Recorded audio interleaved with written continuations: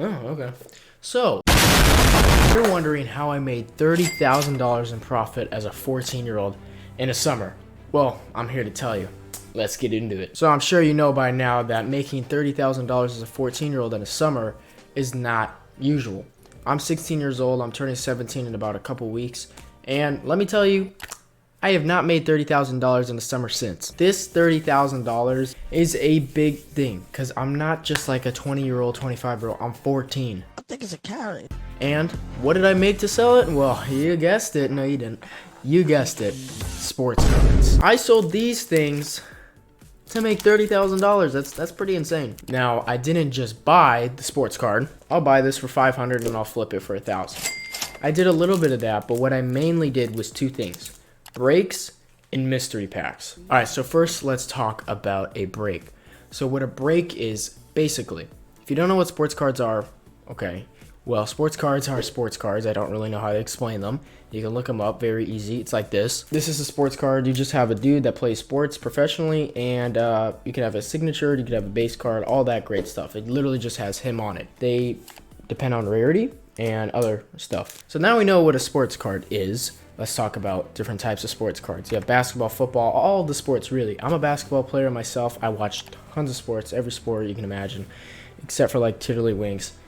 And I love basketball, so that's what I sold to make 30 G's. So now we can talk about a break. There's different boxes that you buy for sports cards that you open, right? Now, if you don't have a lot of sports cards, you don't own them, you may be thinking, well, This box probably like $50, right?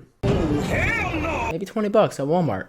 No, this is actually a $2,000 box, believe it or not. I got into sports cards way back when I was 8. Oh my god, bro. Oh, hell no, man. 9. I'm sure almost everybody did that loves sports. And I took a break from it for a while. Then 2020 is where I came in, swooped the cheese, Who steals a cheese grater? and I really went up on the wave that came with sports cards. COVID year, everybody stayed home. It was lockdown. You couldn't really go out. And man, I propelled. So now you know the backstory. Let's talk about the two things. Again, breaks. Now you know that there's a box that you can buy sports cards, open them. That's the fun of them. You open them, see if your money is worth it, and you get a lot more value, or you totally stinked it up and lost. Now you can have different boxes, right? You can have this is $1,500, this is $2,000. Or you can have a lot of others. Like this is $250. Now, why are these so expensive? Well, these are depending on the draft class. This was 2019 to 2020 draft class.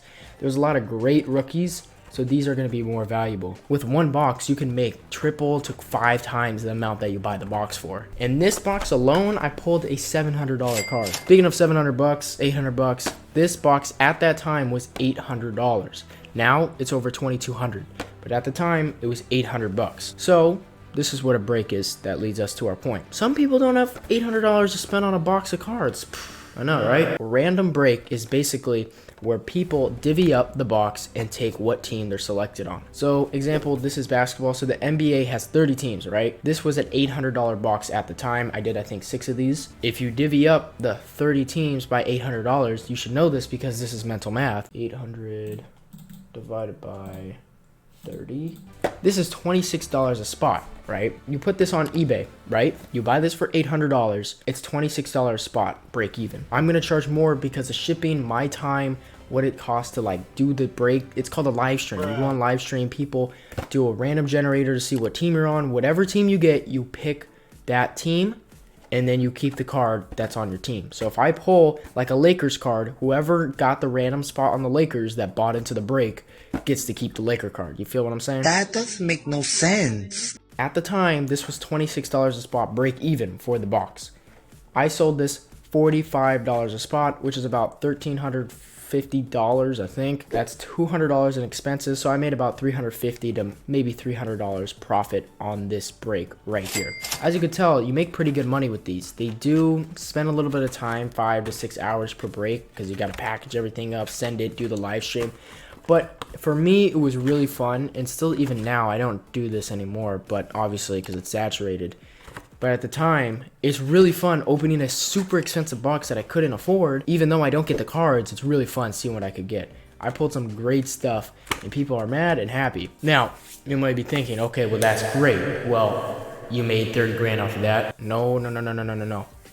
I made probably about $5,000 doing breaks. Where did the other $25,000 come from? Well, ladies and gentlemen, let me introduce you to The mystery packs. As you can tell, I've been flying photos up on the screen everywhere. Don't cringe, I'm 14, bro, okay? Now, what are mystery packs, you may be wondering? Well, it's basically where I open cards, right? And I have a bunch of cards. I have different rarity. Now, base looks something like this, if you don't know, right? Just plain, simple, you know, sucks. Rare is something like this. This is like a green card, right? You know, it's pretty cool. It's shiny. I had one common, one uncommon, and one rare. You're guaranteed that. You have a mystery that you have the odds to get a super high card. So I was selling these for $30 a pop, and the mystery card could have been 50, 60, 70, 100, 500, right? There's a 5% chance, 10% chance, whatever it was. That's what you chase for. So with these comes great profit margins. Some of them you can lose a lot. Again, like I've had a pack where I had to put a $200 card in, and I lost $180 on that pack, right? But others, maybe 10 of them, it only cost me $10 to do. I'm making 30. That's like 200 profit like that. And I was getting orders so much. I mean, I remember one day I sold 87 orders in a day. Now this got saturated really fast. I was the second biggest seller on eBay.